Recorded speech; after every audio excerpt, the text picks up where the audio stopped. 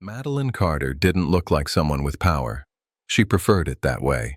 In a plain navy sweater and soft ballet flats, she stepped into Seraphina Luxe at exactly 10:02 a.m. No staff meeting, no advance notice. Just a solo visit from a woman who owned 74% of the brand. She wasn't here to shop. She was here to see how her staff treated strangers. From the moment she crossed the marble floor, the tone was off. The man at the front counter offered a stiff nod, then quickly returned to straightening a display tray. The sales associate near the sapphires glanced up, gave a half smile, then looked away as if hoping someone else would deal with her. But it was the manager's reaction that said everything. Vivian, 38, polished and poised, emerged from the back room with practiced confidence, until she saw Madeline. Then came the shift. The tight smile, the subtle once-over, the almost imperceptible change in her posture. "Can I help you find something simple today?" she asked with a sweet, clipped tone that barely masked the edge underneath. Madeline had heard about store number 6 before.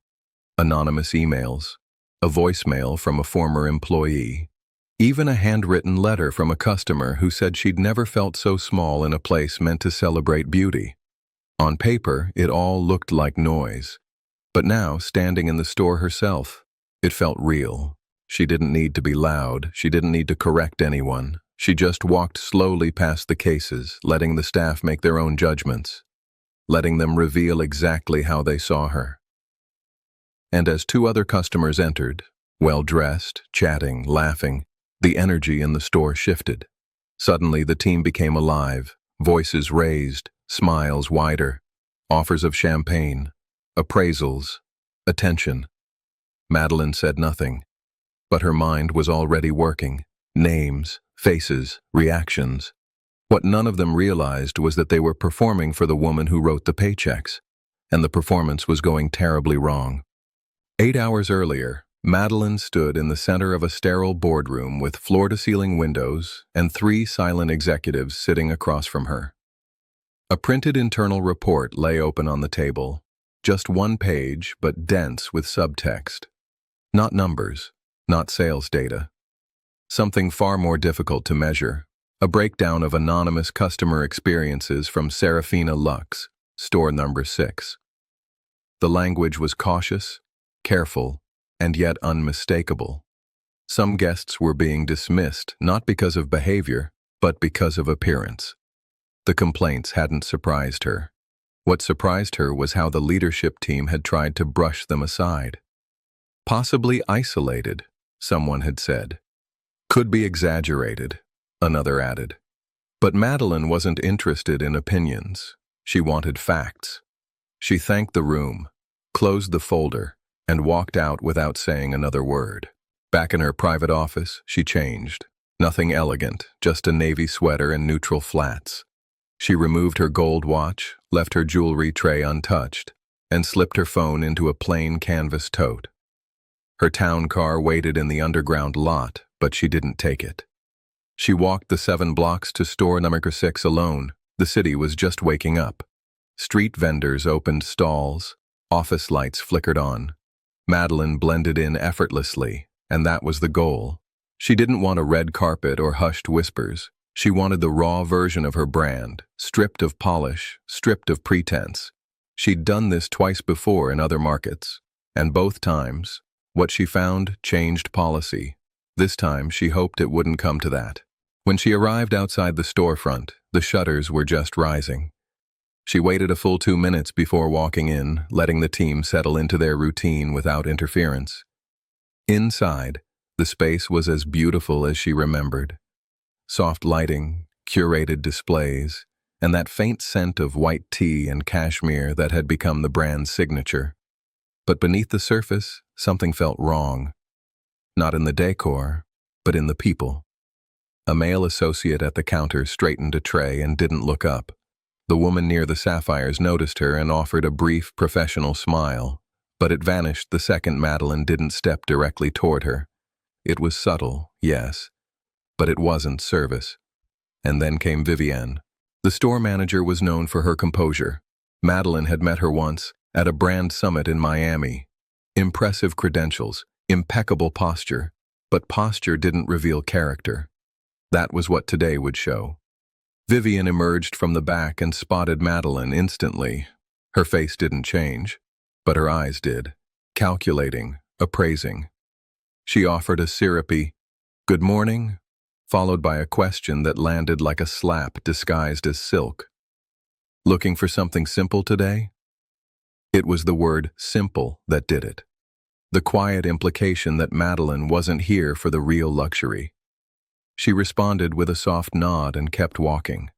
She passed the rose gold bracelets, the custom engagement collection, the monogrammable lockets that had boosted Q4 profits last year. She watched the employees shift their energy away from her, even as she stood alone among their most valuable inventory. Then 2 more customers walked in, well-dressed, mid-30s, laughter on their lips. The room transformed, voices lifted, smiles widened. A flute of champagne appeared from nowhere. Suddenly, Seraphina Luxe looked like the brand they advertised. But not for her. Madeline didn't speak. She didn't need to. She was already taking notes, quietly, mentally, precisely. What no one in that room knew was that she had already drafted a transition plan the night before. If today confirmed what she feared, things would move fast. Faces would change. Policies would be rewritten. Because she hadn't spent 18 years building a legacy just to let it rot in silence behind glass and gold trim. Madeline lingered near the vintage sapphire display, her eyes scanning not the jewelry but the reflections in the polished glass.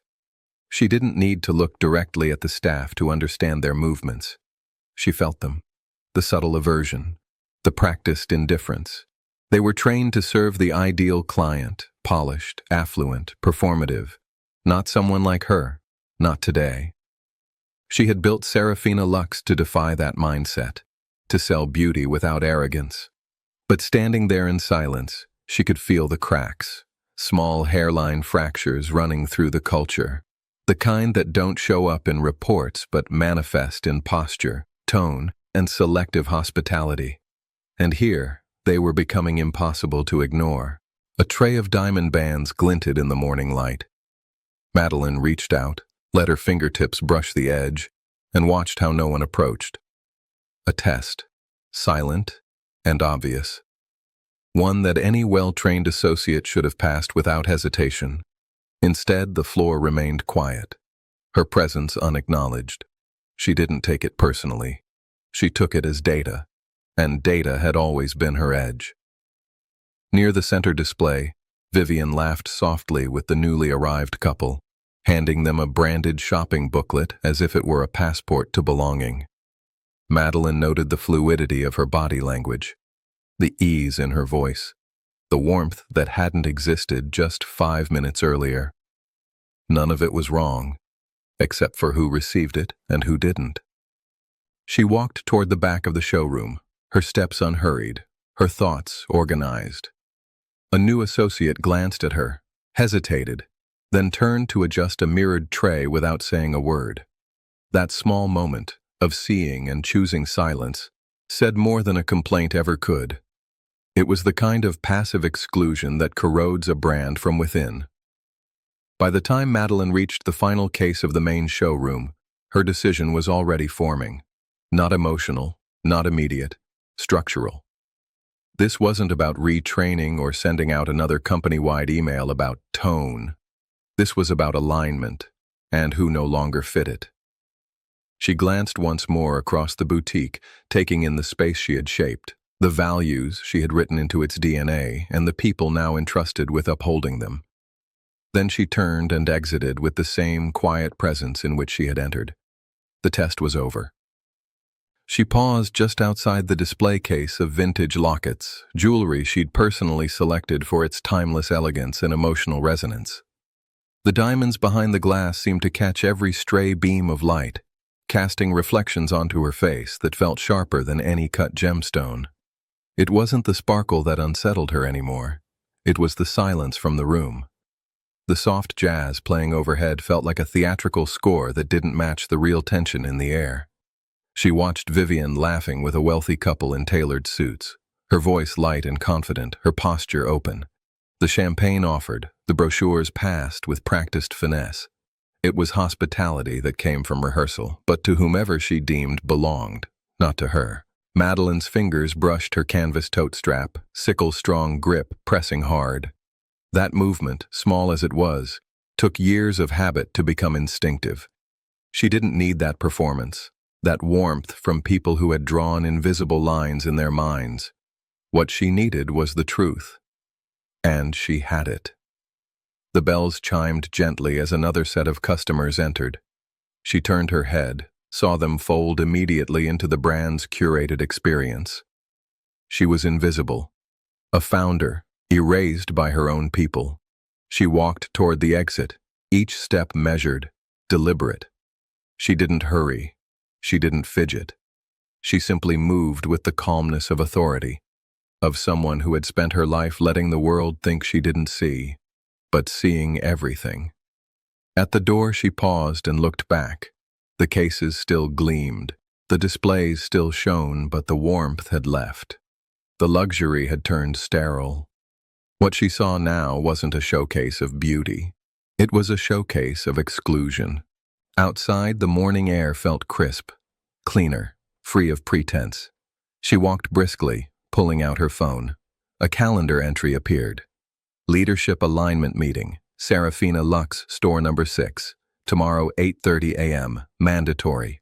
Short, clear, necessary. Her reflection in a shop window caught her, navy sweater, tired eyes, flat shoes. But there was no fatigue. There was resolve. Because no great legacy should ever dissolve in silence. Madeline didn't immediately leave the building. Instead, she took refuge in the quiet hum of a nearby courtyard, where late morning sunlight filtered through a lattice of iron and greenery, casting dancing patterns on her hands as she clasped them together in her lap. She closed her eyes, trying not to feel the slow swirl of disappointment that had settled into her chest. Not the raw, burning kind, but a quiet ache that spoke of betrayal cloaked in elegance. There was a time she would have chalked it up to an outlier, some misjudged new associate, a bad morning, a lapse in training, but that belief had evaporated. Now she recognized the signs, the small routine moments of omission, the graceful smiles withheld when they weren't expected to matter. This was not just discomfort. It was entitlement made manifest, and it had become part of the brand she built. Back at the cafe she prior had dismissed so casually, she pulled out her tablet again and touched the screen. On it, the anonymous feedback, the whispers of discomfort from customers, the gently phrased pleas for dignity. She reread one from a longtime shopper who wrote, "I used to feel seen, not just as a buyer, but as a person." That sentence, folded over itself in her mind, carried everything. She closed her eyes and imagined Vivian's immaculate posture, the rehearsed warmth that bloomed only when polished bodies entered the room. It wasn't indulgence, it was a performance. And that performance was about to end. She didn't need to rewrite policy. She needed to realign hearts, because her brand's promise had been betrayed not by theft or scandal, but by apathy dressed as discretion. She added a note to her draft. Empathy, not elegance. Define it, train it, reward it. Then she created a second entry. Identify store ambassadors, staff who demonstrate genuine care, regardless of presentation. Not just words. Her strategy was already weaving itself into action.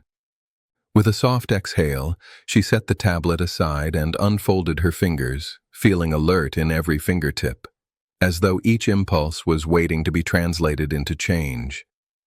She stood, leaving the cafe behind, and stepped into the afternoon bustle. Her movement wasn't rushed.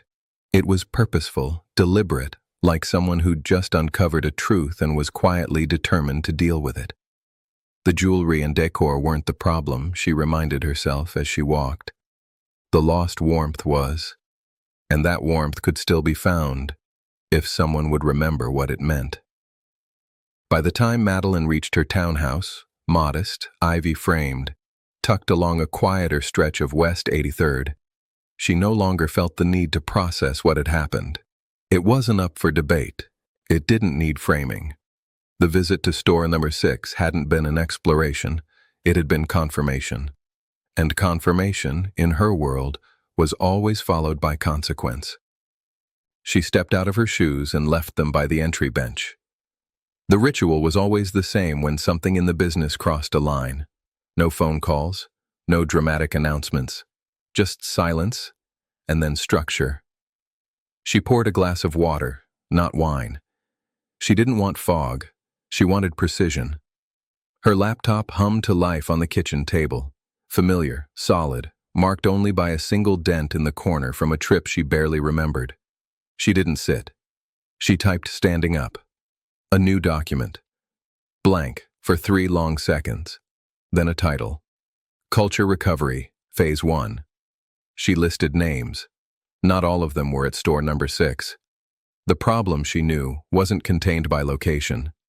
It had fingerprints on the hiring pipeline, the performance reviews, the unspoken hierarchies that formed quietly when no one in leadership was paying attention.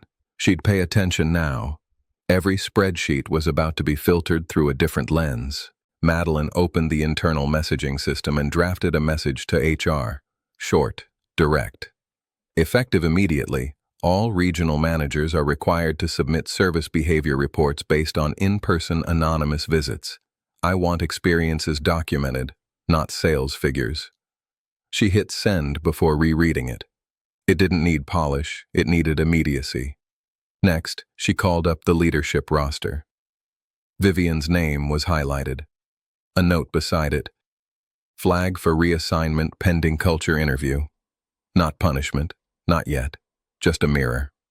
She would offer Vivian a chance to see herself, but she would not explain the value of decency to anyone in a leadership role.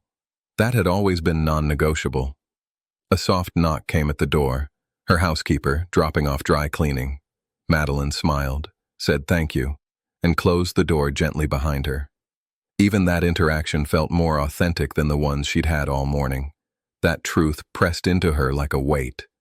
She returned to the table, added another line to the open document.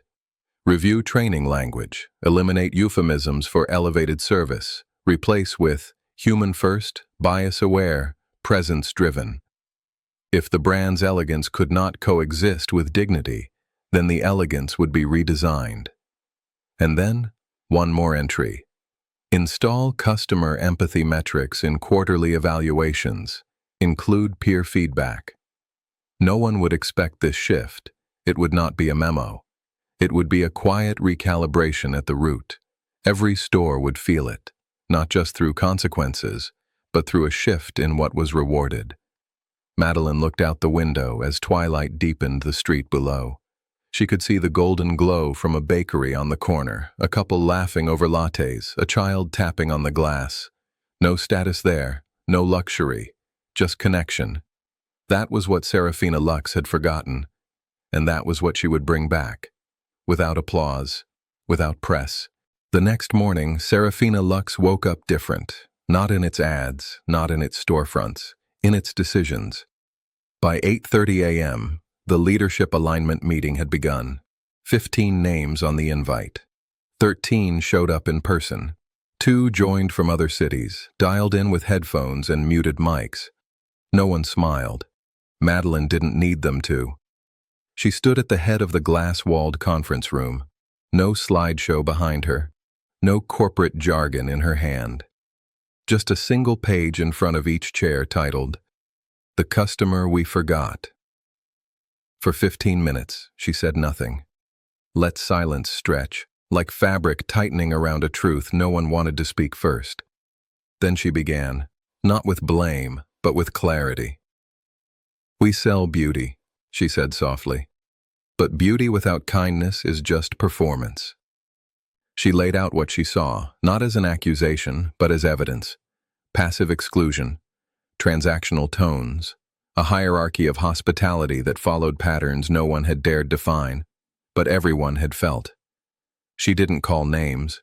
She didn't need to. They saw themselves. Midway through, a director attempted a defense. "We never train for bias, Madeline. In fact, our inclusivity language. Madeline raised a hand, gently, but final. If bias were about language, she said, we wouldn't be in this room. And just like that, the shape of the meeting changed. From denial to discomfort, from silence to reflection. What she offered next wasn't punishment. It was a blueprint, a two-phase plan. Phase 1, deep internal audit. Customer experience tracking, not through surveys, but through anonymous observational visits, not numbers, behavior.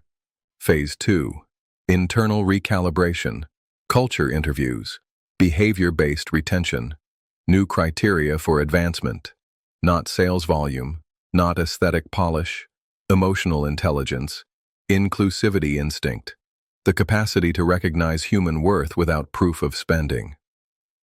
Vivienne wasn't in the room, but she would be. A separate meeting, one-on-one. No judgment, only reflection. But whether she stayed would depend not on potential, but on perspective. By the time the meeting ended, the mood was subdued. No applause, no polite chatter, just understanding. The kind that lingers after you've been seen too clearly to pretend. Madeline left without ceremony. She took the elevator alone. Her canvas bag slung over her shoulder like always. No power heels, no press release. But the shift had begun. At her desk, she opened a fresh document titled simply, Continuity. Because legacy wasn't about staying the same. It was about staying true. And staying true meant remembering what she promised. Before the lighting, before the velvet trays, before the brand knew success. Luxury without humanity isn't luxury at all. And starting now, every decision would reflect that. She saved the file, closed the laptop, and stood in the stillness of her office, a space filled not with symbols of authority, but with reminders of intention. The desk wasn't cluttered with trophies or awards, but with sketches from the brand's earliest days, when Seraphina Luxe was nothing more than an idea on paper. Near the window hung a faded photograph of the first boutique opening, a modest ribbon cutting where every detail looked imperfect by today's standards, but every smile in that picture was genuine. On a nearby shelf sat a box of letters from customers, thank yous, stories of proposals, anniversaries, and milestones that had been marked with a piece of jewelry that meant more than gold. She reached for one note in particular, framed in simple wood, a handwritten message from a customer who had once said, "Your store made me feel like I belonged." The paper had softened with age, the ink slightly faded, but the words struck her sharper than ever. That note wasn't decor, it was a compass. She read it again, let it sink in, and then tucked it into the leather-bound planner she carried everywhere. A vow preserved in ink, a reminder that what she built was never supposed to be about wealth, it was about welcome. Outside, the city pulsed forward, unaware that something quiet but irreversible had just shifted at the top of one of its most admired brands. But Seraphina Luxe would feel it, store by store, hire by hire, word by word. Change wouldn't be announced with glossy campaigns or polished press releases. It would be practiced through standards, through consistency, through care. The chandeliers and velvet displays would remain, but what mattered now was what customers would feel beneath them. Madeline Carter didn't want credit. She didn't need applause. What she wanted, what she demanded, was culture. A culture where every gesture carried dignity, where service wasn't reserved for those who looked the part, and where elegance meant more than exclusivity.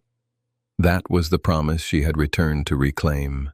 And I think that's the part we forget far too often. Real change doesn't always begin with speeches or slogans. It begins with quiet decisions made in rooms where no one is watching. It begins when leaders refuse to accept performance as presence, and when they insist on respect in the smallest interactions. For me, that's the real power of this story. It reminds us that respect isn't tested in press releases or mission statements. It's tested in how we treat the person we assume is unimportant. And that lesson isn't just for luxury brands, it's for life. This is a fictional story, Any resemblance to real people or places is purely coincidental. If this story stayed with you, share it. If you've ever felt invisible in a place meant to celebrate presence, leave a comment. And if you believe that kindness should be luxury's greatest hallmark, stick around. There's more to come.